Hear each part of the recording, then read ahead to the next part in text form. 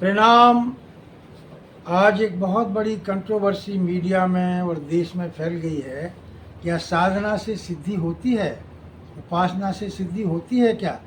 देखिए, हमारे देश में ऋषि मुनियों ने आदिकाल से तपस्या की है और तपस्या एक व्यक्तिगत साधना का माध्यम होता है। इसमें बिना बात की कंट्रोवर्सी पैदा करना अपनी मूर्खता दर्शाता है। ये इसका मतलब जब ऋषि मुनि तपस्या करते थे तो राक्षस लोग उनको डिस्टर्ब करने आते थे। इसलिए ऋषि मुनि एक बार भगवान राम को लेने दशरथ जी के पास आए थे। तो इसका मतलब ये है कि आज भी वही वातावरण फैल रहा है। चुनाव अपनी जगह होता है, साधना अपनी जगह होती है। इसका किसी व्यक्तिगत जीवन से क्या लेना देना है। तो ये जो लोग, बहुत सारे लोग कटाक्ष कर रहे हैं कि वहाँ नहीं करना चाहिए। अरे भाई, क्या बाज़ार में कोई साधना कर सकता है क्या? बड़े बाज़ार में कर सकता है क्या? कुछ लोग हो सकते हैं जो इस तरह की बातों को मजाक मानते हैं, लेकिन देश के लिए, पर्सनल ग्रोथ के लिए हर व्यक्ति को अपने जीवन में तपस्या करना पड़ती है, तभी सफलता मिलती है। इसलिए हमारे देश के होने वाले प्रधानमंत्री और हैं प्रधानमंत्री, अगर कोई तपस्या कर रहा है तो किसी को इसमें दिक्कत नहीं होना चाहिए। हाँ, चुनाव अभी नहीं हो रहा, चुनाव में वो नहीं जा रहे हैं, तो इसलिए किसी को इस पर अड़चन नहीं होना चाहिए। हमारे दिल्ली के मुख्यमंत्री भी 7-7 दिन के लिए विपश्यना करने जाते थे, तब किसी ने वो उसके ऊपर नहीं क्वेश्चन उठाया। आज वो साधना करने गए तो कन्याकुमारी, चूँकि हर व्यक्ति को शुद्धि स्थान होना चाहिए और चूँकि प्राइम मिनिस्टर हैं इसलिए उनको सुरक्षा की व्यवस्था देना चाहिए। तो इसमें बिना बात की कंट्रोवर्सी पैदा करके अपोजिशन अपना स्तर गिरा रहा है और हमारे होने वाले प्रधानमंत्री का स्तर बढ़ा रहा है। तो इसलिए मैं कहता हूँ कि हर व्यक्ति को साधना उपासना करना चाहिए।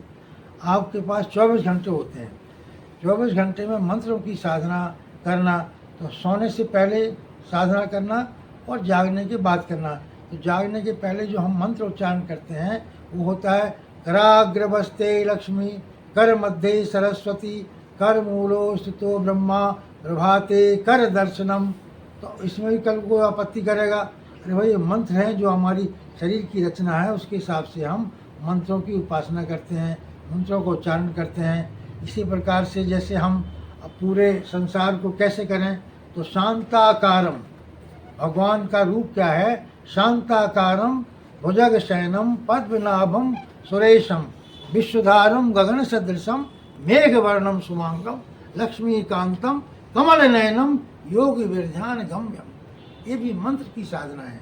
मंत्रों से सिद्धियाँ होती हैं। मंत्री का मतलब सलाह देने वाला। कल को कोई प्रधानमंत्री होता है और अकेले ही सब कुछ काम करेगा तो लोग कहेंगे यार मंत्रियों से सलाह नहीं ली। तो मंत्र जो है एक साधना का ऐसा है। इसी प्रकार से हम भगवान विष्णु की अगर आराधना करते हैं तो हमारे सामने आते हैं शशांक चक्रम सक्रीट कुंडलम सपीत वस्त्रम सरसीरोक्षरम सहार बक्षा स्थल कौस्तिवश्यम नमामि विष्णु शिरसा चतुर्भुजम।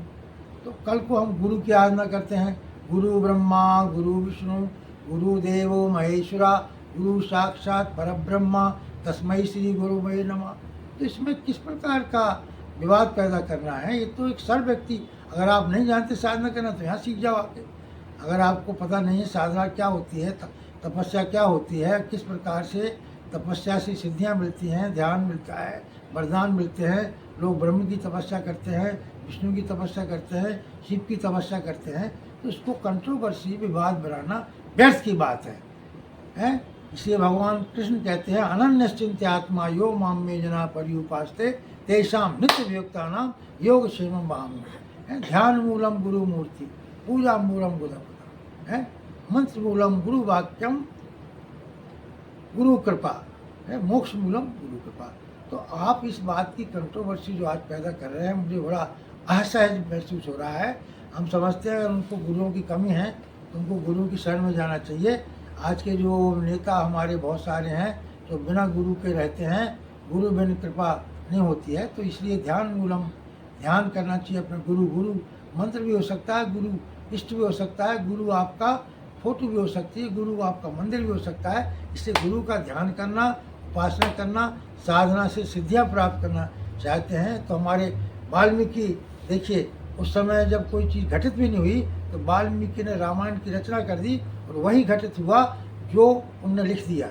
इसका मतलब गुरुओं में सिद्धियाँ होती हैं और सिद्धि करने के लिए तपस्या करना चाहिए। जंगल में करो, घर में करो, कहीं करो। घर में चूँकि इसे तपस्या नहीं हो पाती है, साधना नहीं हो पा सकती है, क्योंकि घर में तरह तरह के पारिवारिक जिम्मेवारियाँ निभाना होती हैं, व्यवधान होते हैं, रुकावटें आती हैं। तो इसलिए भगवान की साधना करने में किसी को कोई विरोध नहीं होना चाहिए, क्योंकि अब कन्याकुमारी एक बहुत अच्छा स्थान है जहाँ विवेकानंद ने भी वहाँ साधना की और उससे उनको सिद्धि प्राप्त हुई। उसमें बिना बात की कंट्रोवर्सी नहीं करना चाहिए। अब मेरा घर भी है, मैं यहाँ नीचे करता हूँ, आके ध्यान करता हूँ, तो जो ध्यान यहाँ लगता है, जो तपस्या यहाँ होती है, वो मेरे बेडरूम में थोड़ी हो जाएगी।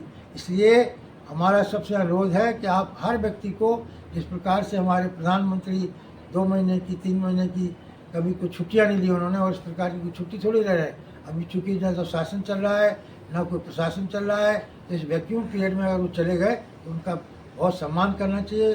उनकी इस तपस्या के प्रति जो उन्होंने भाव पैदा किया है, एनर्जी चार्ज करने के लोग जाते हैं। हमारे बागेश्वर धाम के यहाँ आजकल एनर्जी चार्ज कैंप लगते हैं। हमारी विपश्यना होती है, बहुत सारे ध्यान के शिविर लगते हैं। हम विदेशों में शिविर लगाने जाते हैं, इंडिया में शिविर लगते हैं। तो शिविर लगाने का मतलब ये कि जो आपकी रूटीन की चीज़ें हैं उससे आप थोड़ी देर के लिए कट जाते हैं और उस तनाव के वातावरण से दूर होते हैं। तो मेरा सबसे अनुरोध है कि अगर आपको किसी प्रकार की तपस्या करना है, ध्यान करना है, सिद्धियाँ प्राप्त करना है, तो ज़रूर करिए। यही आपको बहुत सफलता प्रदान कराएगी। और कोई साधना में सिद्धि करने में तंत्र, मंत्र, यंत्र, ये 3 प्रकार की हमारे वो भी है। तो अगर कुछ गाइडेंस चाहिए, कुछ मार्गदर्शन चाहिए, तो बालाजी कल्कि भगवान धाम के में आइए। यहाँ निःशुल्क शिक्षा दी जाती है और हम हर व्यक्ति को चाहते हैं कि सिद्ध पुरुष हो जाए। जैसे साईं बाबा एक समय पर अपने सिद्ध से हाथ दिखाने से लोगों के रोग दूर हो जाते थे, ऐसी सिद्धियाँ प्राप्त करिए। रेकी होती है हाथ लगाने से।